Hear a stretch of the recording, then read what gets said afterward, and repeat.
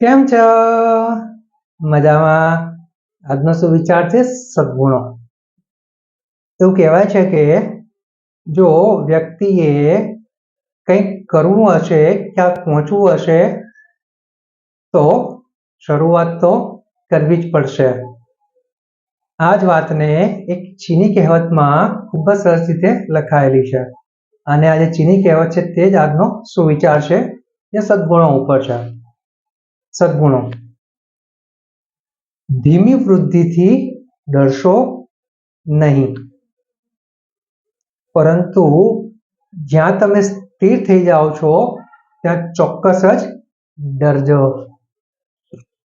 મારા મિત્રો, વાત ખૂબ જ સહેલી છે, ખૂબ જ સરળ છે અને સમજવા જેવી છે. આપણે જાણીએ છીએ, આપણે જોયું પણ છે કે આપણામાંથી ઘણા બધા લોકો કંઈક નવી શરૂઆત કરતા પહેલા ખૂબ ગભરાય છે, ખૂબ ડરે છે.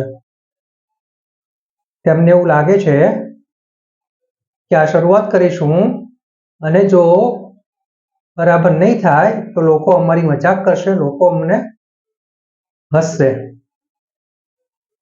અને આ ડરથી જ લોકો શરૂઆત કરતા અચકાય છે, ગભરાય છે.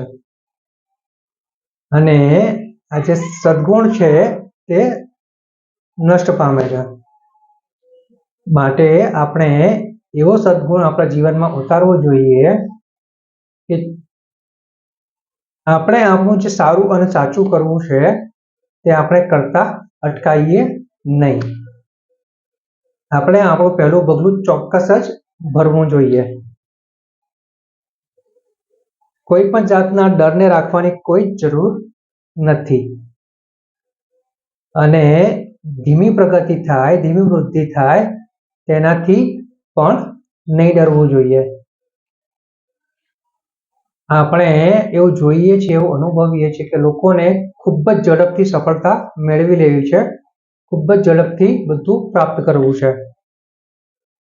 પરંતુ આવું ટૂંકા સમયમાં પ્રાપ્ત કરેલું, મેળવેલું બહુ લાંબુ ટકતું નથી. અને જેની ખૂબ ધીમી પ્રગતિ, ધીરે ધીરે જે માણસ આગળ વધે છે તે હંમેશા લાંબો ટકે છે. માટે જો આપણે કંઈક કામ કરવાની શરૂઆત કરી હોય અને એમાં આપણે લાગતું હોય કે આપણે ખૂબ ધીરે જઈ રહ્યા છીએ, તો સમજવું કે તે આપણો સાચો રસ્તો છે. અને ભલે વાર લાગે પણ જો સારા અને સાચા રસ્તે આપણે જઈશું તો આપણે આપણા જે લક્ષ્યો, આપણા જે ધ્યેયો બનાવેલા છે ત્યાં સુધી આપણે ચોક્કસ જ સંતોષપૂર્વક પહોંચી શકીશું. એટલે જે ધીમી વૃદ્ધિ છે તે ડર આપણે મગજમાંથી કાઢીને આપણે પોતાની ઉપર ફોકસ કરીને આપણે આગળ વધવાનું છે. Thank you.